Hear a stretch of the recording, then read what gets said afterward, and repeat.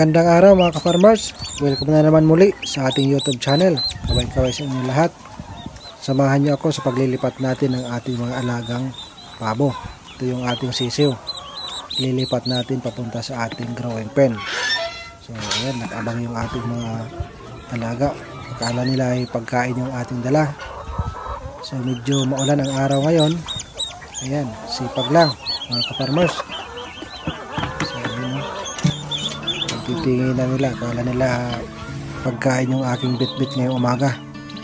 At sa videos na ito ay babahagi ko sa inyo yung ating mga ginagawa sa ating mga sisiw.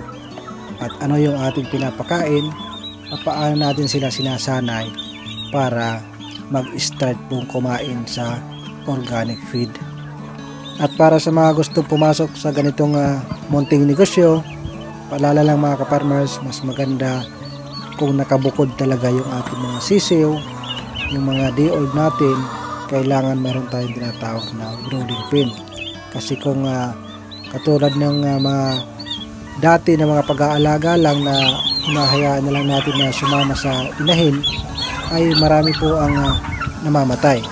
So kailangan mayroon kayong growing pen para hindi mahalo yung ating mga sisiw doon sa malalaki. Kasi pag hinahalo po natin ay marami ang namamatay, at kung hinahayaan lang natin na sa lupa, pwedeng makagat ng insekto, pwedeng makainom ng madumi na tubig, kaya madali silang nadadapuan ng mga sakit. So kailangan nakahiwalay po sila at kailangan hindi mapapasok ng daga or anuman insekto na pwedeng kumagat sa kanila hanggang hindi pa umaabot yan ng 2 months hanggang 3 months kung maaari, para pag pinakawalan natin yan sa lupa, siguradong mabubuhay po sila. At simula nang ilipat natin sila sa ating brooding pen, kailangan sanayin na natin sila kumain ng mga greens. Ito yung mga organic na binibigay natin sa malalaki, so binibigyan natin din yung ating mga sisiw. So nang sa ganon, masanay silang kumain kahit nawalan tayo ng pambili ng feeds, at least sanay na silang kumain ng mga organic. Pero hindi pa rin natin tinatanggal itong ating mga commercial feeds, itong ating chick booster mga ka-farmers. Kung baga alalay lang yan mga ka-farmers. Yan po yung ating diskarte para pagdating yan ng 2 months, 3 months, pinakawalan yan sa lupa, sanay yan kumain ng ating mga organic na pagkain. Kaya dito sa ating backyard farm, yung ating pagkain ng commercial feeds is nasa 30% lang, at saka yung ating organic is nasa 70%. So mas malaking tipid, mas malaki ang kita na pwede natin makuha sa ating pag-aalaga. Ang kagandahan lang sa pag-aalaga ng pabo mga ka-farmers ay hindi yan maarte sa pagkain, lalo na pag malaki na. Kahit anong ibigay mo dyan sa kanya, kakainin yan mga ka-farmers, napakadamot yan. So kahit mayroon tayong mga sira ng mga prutas, gulay, ay pwede natin maipakain. Mayroon tayong mga panis na pagkain, pwede natin ihalo sa ating mga organic na siyang magiging panawid gutom ng ating mga alaga. Yan o, marami yan mga ka-farmers. Yan yung ating mga dumalaga, yan yung mga susunod na mangingitlog.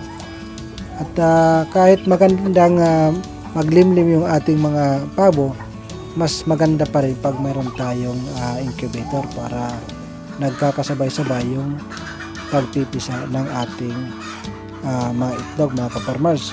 Ang sarap kasing tingnan pag marami tayong alaga, lalo na itong ating mga pabo mga ka-farmers, ang lalaki. At kagandahan dito pag binibinta, medyo may kamahalan yung karne. Pwede din tayo magbenta ng lechon pabo mga ka-farmers. So nadepende po yan sa inyong diskarte. At ang kagandahan dito mga ka-farmers, yung ating mga manok at saka yung ating mga alagang pabo ay sama-sama lang sila. Ang kagandahan dyan, hindi sila nag-aaway. Makikita nyo, meron tayo ditong black australorp at meron tayong RIR. So hindi po yan sila nag-aaway. Kahit yung lalaking RIR at saka yung lalaking pabo, hindi yan nag-aaway. Mas nag-aaway pa dito yung mga lalaking pabo. Ayan ang katapang. So marami tayong kwarto ng ating brooding pen, yung ating growing pen pala mga ka-farmers. Ayan, yan yung ating mga growing pen. Sa ilalim, nilagyan ko yan ng mas maliit na screen. Kasi minsan nakakapasok yung daga. Ayoko yung makakapasok. Minsan nakakagat yung ating mga alaga.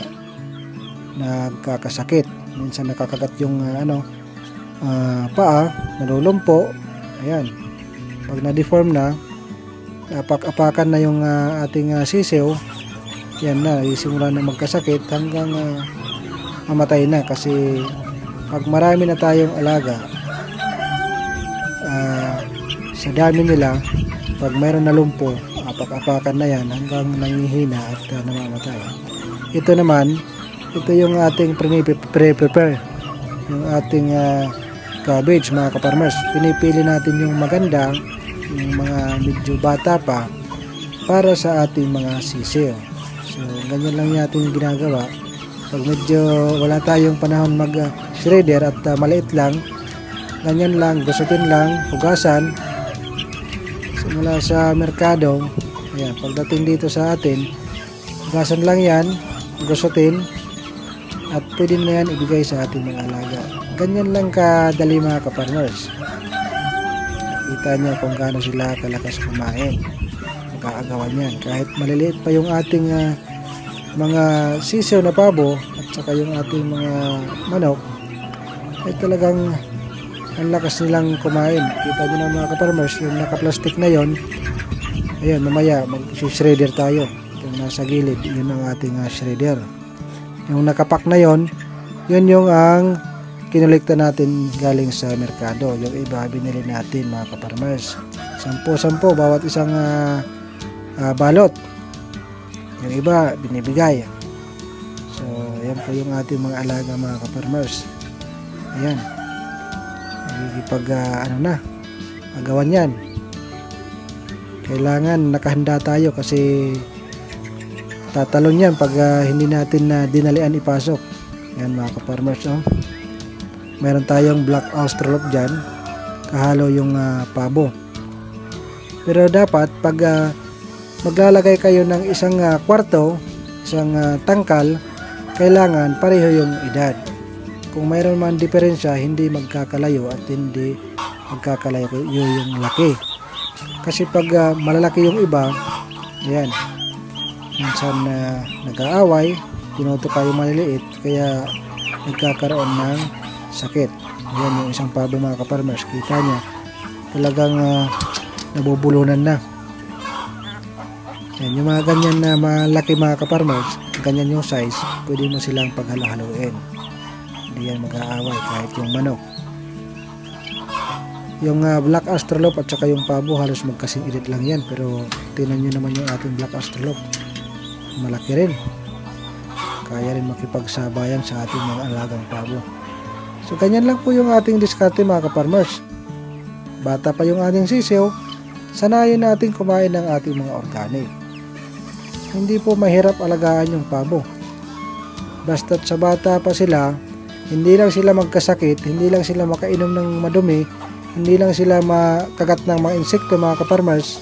Kasi pag bata pa yung ating mga sisiw na pabo, medyo masilan po yan. Madali yan magkasakit, lalo na pag nauulanan, ay kita mo na lang namamatay, lalo na sa gilid. Kaya mas maganda, simula nang naglagay tayo or gumawa tayo ng brooding pen, ay sa awa ng Diyos, wala nang namamatay na pabo. Kung meron na may namamatay, ay meron pa isa-isa lang yan. So hindi talaga maiwasan yan pag may namamatay, lalo na pag marami na yung ating alaga.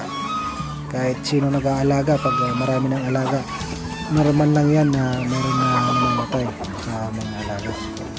So ayan mga ka-farmers, ang bilis nilang naubos yung ating binigay kanina, marami-marami yan. So ganyan sila katakaw kumain ng grains o gulay. Kahit nga yung Carabao grass mga ka-farmers, pag hinarvest mo yung Carabao grass, ginupit mo, nilagay mo yan sa isang lalagyan, hugasan mo, kailangan hugasan natin bago natin ibigay. Wag po natin bibigay na marami yung lupa para naman malinis yung kakainin ng ating mga sisiw. Kasi minsan mayroon mga lupa-lupa mga kaparmers. At syempre, yung ating mga pabo na sisiw is masilan pa yung resistensya niyan. So pag lumipas yung panahon na umabot na sila ng 2 months o 3 months old, ay pwede natin yan pakawalan sa lupa at pwede na silang manuka dyan sa mga gilid-gilid ng mga damo. Kaya pag pinapakawalan natin yung ating mga alaga, pati yung ating mga halaman, nawawala ng talbos. Kaya si Mrs. galit na galit kasi yung kanyang mga halaman pag natsambahan ay nakaw. Pati nga yung gabi mga kaparmers, pinagtritripan yan. Kaya kung meron tayong mga tanim, nilalayo na lang natin yung ating tanim at hindi natin pinapapunta doon yung ating mga alaga. So ganyan po sila ka gandang alagaan. Hindi po sila maarte at hindi po sila masilan sa pagkain. Ayan mga kaparmers. Ayan yung medyo nasa 3 weeks old na ata to yung ibang pabo na ito. Medyo may kalakihan na. Ito. Mga nasa ayan, lakas nilang kumain. Ito may yung mga ating mga arayar mga kaparmers. Yung binigay naman natin dito, ito yung ating shineder. Ito yung ating giniling na mga garbage, yung mga mix lang yan mga kaparmers. Mikos lang yan, halo-halo lang yan yung ating binibigay niyan. Basta pagkatapos nating hugasan, i-shredder natin at pwede na natin ibigay. At ang ating naman diskarte mga kaparmers, pag tayo nagbibigay ng feeds, hindi muna tayo nagbibigay ng feeds. Ang inuuna muna natin is yung organic na pagkain. Pagkatapos nilang kumain, kung medyo bitin pa yung kanilang pagkain, binibigyan natin yan ng feeds.